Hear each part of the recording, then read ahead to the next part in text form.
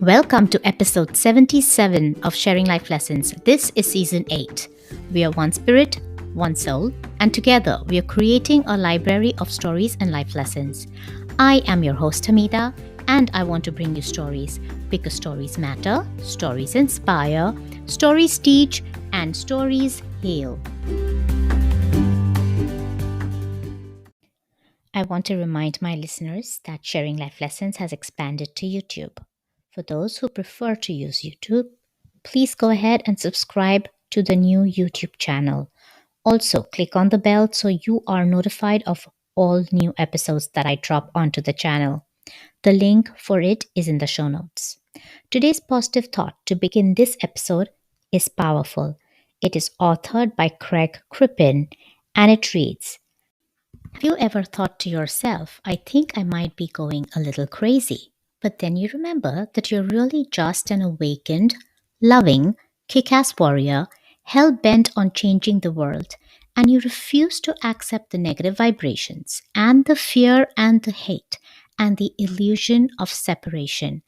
And you remember that there are many others just like you that stand with you, the alchemists, the conscious warriors, the rule breakers, the lovers of life, the ones that are determined to lift each other up and to ensure that love wins, the ones that are just crazy enough to get the job done.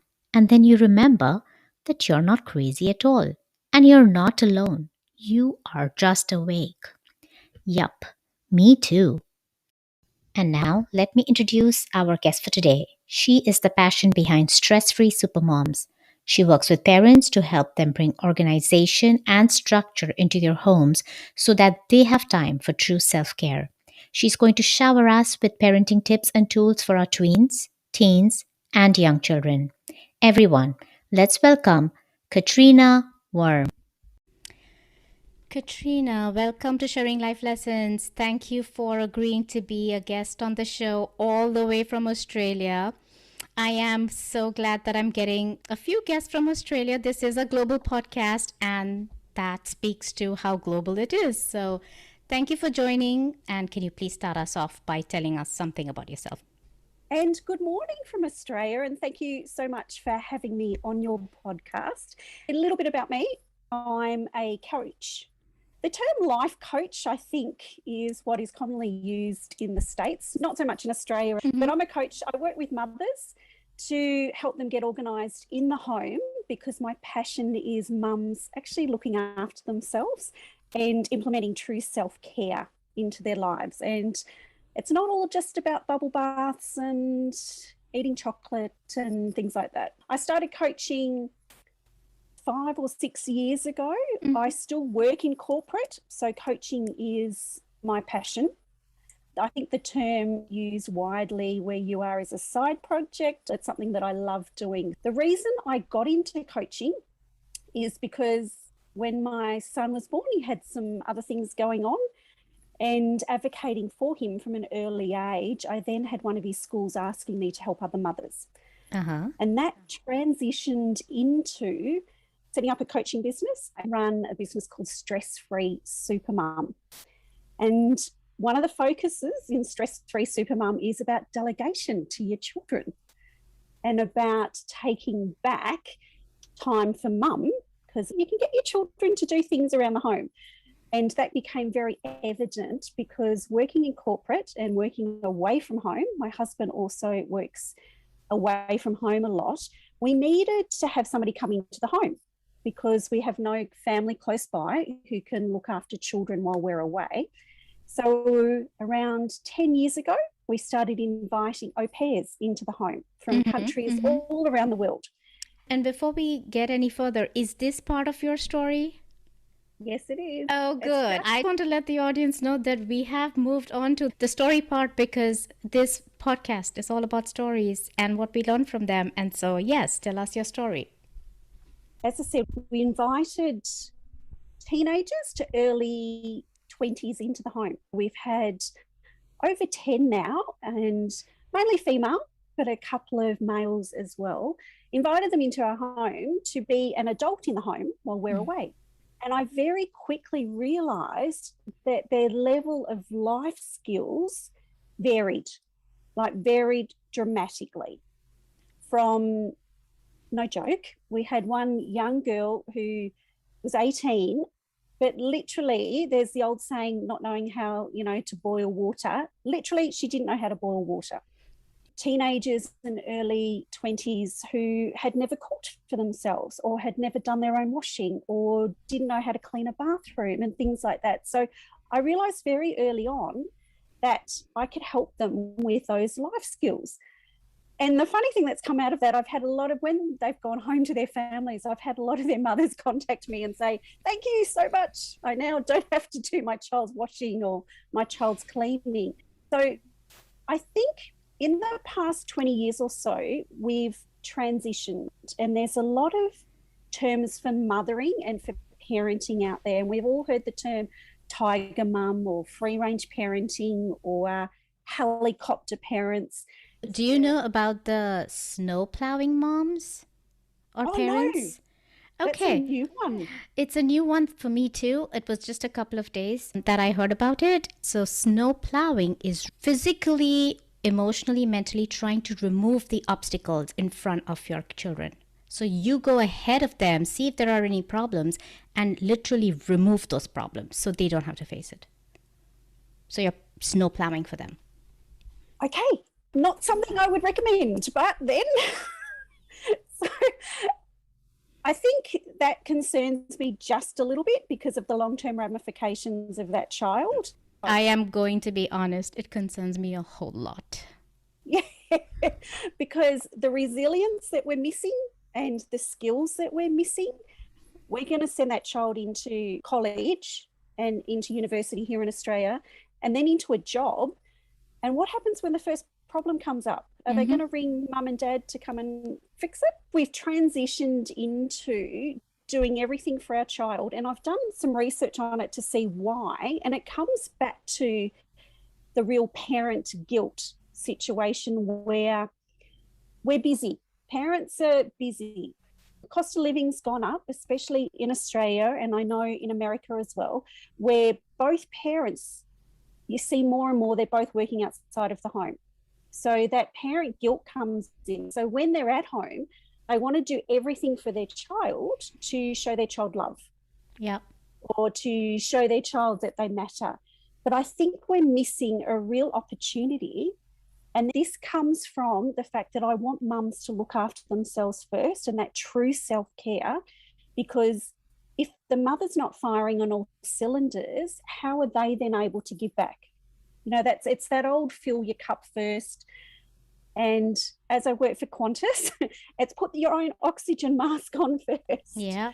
That was my underlying message. So I thought, why are we turning into concierge parents? And as we all know what a concierge is, we ask them to do something for us and they get it for us. And I thought, why are we sending our tweens and our teenagers and our children off to college or off to university without knowing essential life skills? In my research, I found there are quite a number of schools in America who actually teach these as part of the curriculum. So go schools, because I think that's fantastic. But in your own home, your children can cook one night a week. Your children can do their own washing. So what I started doing with the au pairs, so with the young people I was hosting in my home, is I started writing, because I write procedure and process in my day job. I started writing procedures and processes for how to do your own washing and how to cook a meal and how to clean a bathroom and how to clean your bedroom. Just really easy, simple, step-by-step of this is how you do it. And all about delegating to your children, because not only are you getting time back for yourself as a parent, but you're also teaching your child essential life skills so that we are sending children out into the world who can actually do these things for themselves. And it's all about building not only resilience, but building skills and building confidence in themselves and those skills. And I'm not saying don't ever invite your children home from college and do their washing for them. That's not what this is about. But what I'm saying is get to the point where when you send them out into the world, they can be self-sufficient. They've got 5 or 6 meals they know they can cook from scratch. They know how to clean up after themselves. They know how to, not that we really use checkbooks anymore, but they know how to balance their finances.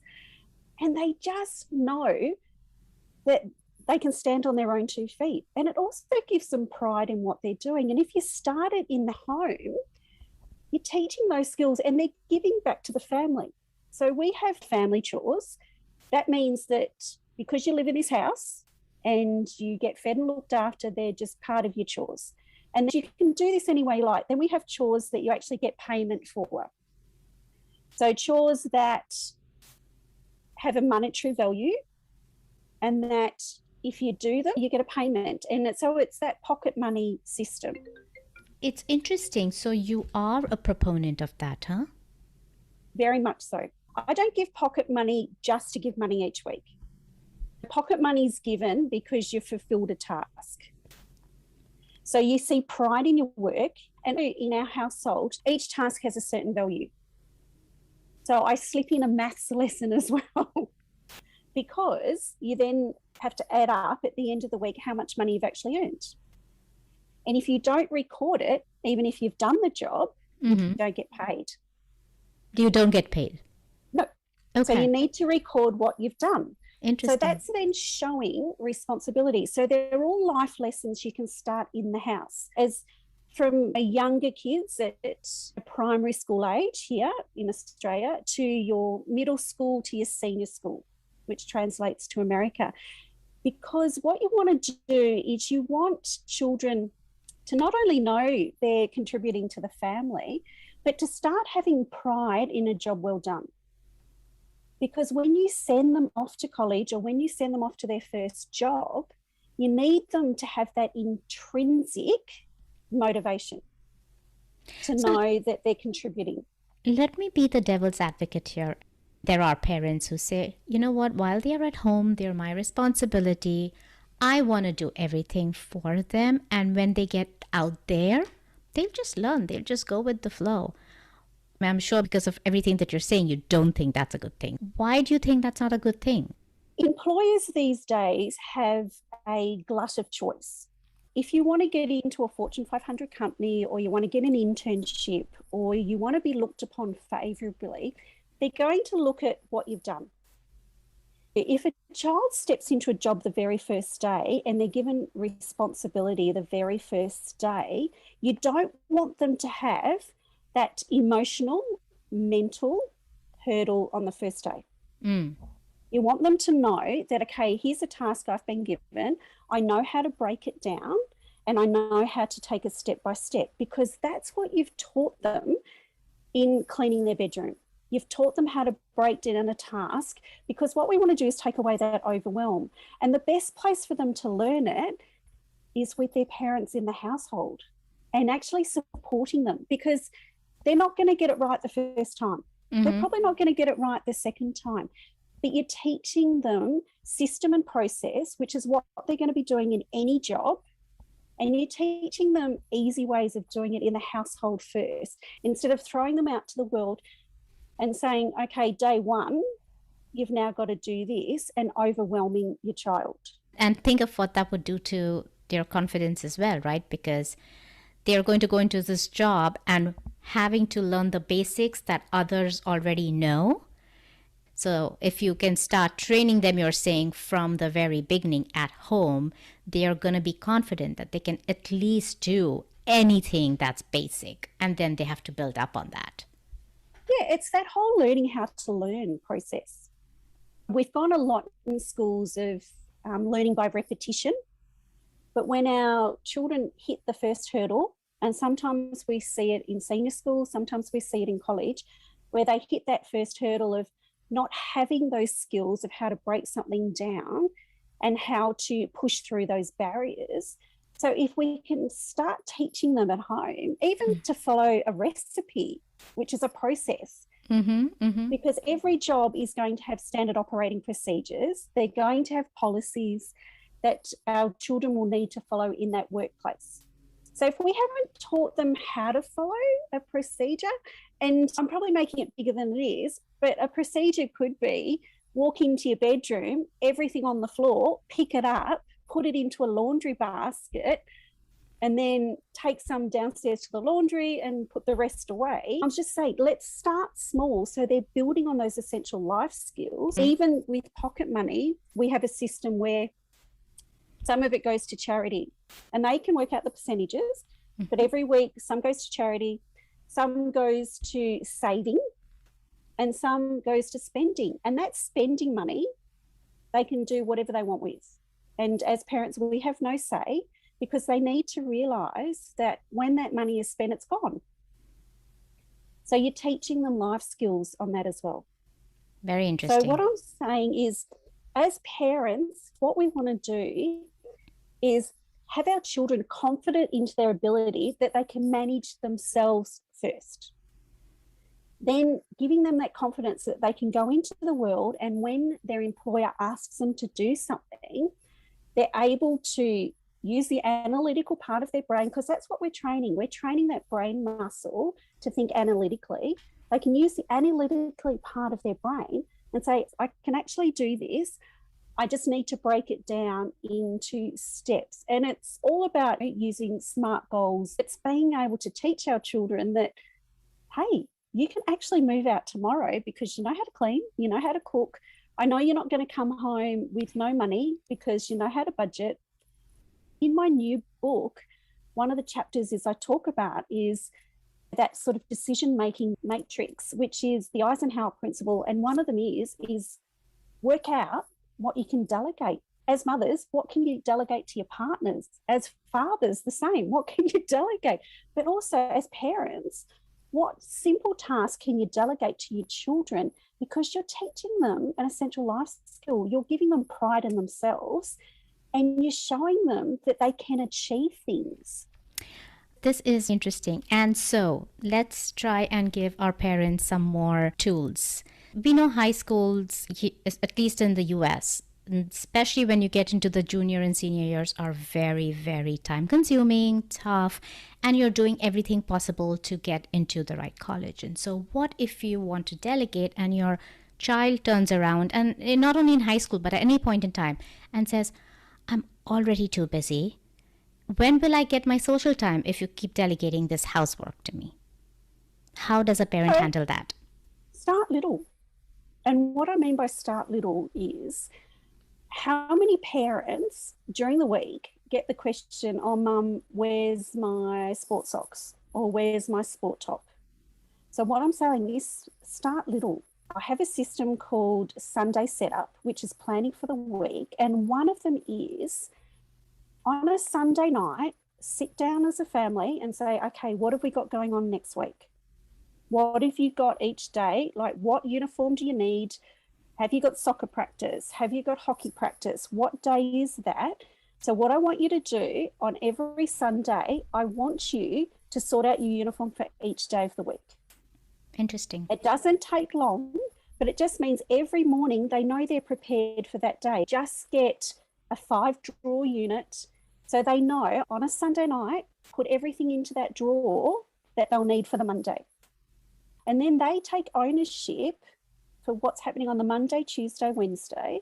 So you know that they know where their stuff is. What assignments are due? Can you put the paperwork or the textbook for that in Wednesday's drawer? And I'm actually throwing in planning lessons as well, because this is what is going to happen when they get to college. A lot of children at their first year of college, they find it really, really hard because they haven't got those little life skills to actually plan their week. I think we want them to get into the right college, but we want them, once they get there, to succeed as well. If they haven't got fundamental skills about planning and organising themselves, they're going to find it really hard. I like what you said about sitting on Sunday night and planning. My son is now in his first year of college, so I have a little story for that as well. But the way I used to do it is I used to keep them accountable. Look, you do it any which way you want. You use the methodology you want to. But if you call me and say, Mommy, I have my soccer practice, can you bring my soccer uniform to school? It ain't coming. I'm also a mother that does it, But if you don't make your own lunch, I'm sorry, you don't take lunch. So I haven't made a school lunch in, I can't tell you how many years. I haven't touched a school uniform as well as ironing in a long time. And I remember a mum saying to me once that I was coaching, but if they don't take food to school, they'll be hungry. And I went, yeah, they will. And the next day they will take it. Yes. So I guess I'm one of those coaches where I'm very black and white. And I say, look, it's up to them. I said, what are the ramifications if they don't wear the correct uniform on that day? What's going to happen? Oh, well, they'll get in trouble with the teacher or with their coach. And I said, so will they take it the next day? And they go, well, yes, because of the embarrassment and everything that's going to, come back with it. Because remember, what we're trying to do is set them up to succeed when they're adults. Yeah. Because if they don't get that work in on time in their job, or if they don't fulfill that brief, or if they don't go through with that client meeting, the ramifications are a lot bigger if they don't take their soccer stuff with them at the start of the day. I'm totally with you. I'm done being the devil's advocate.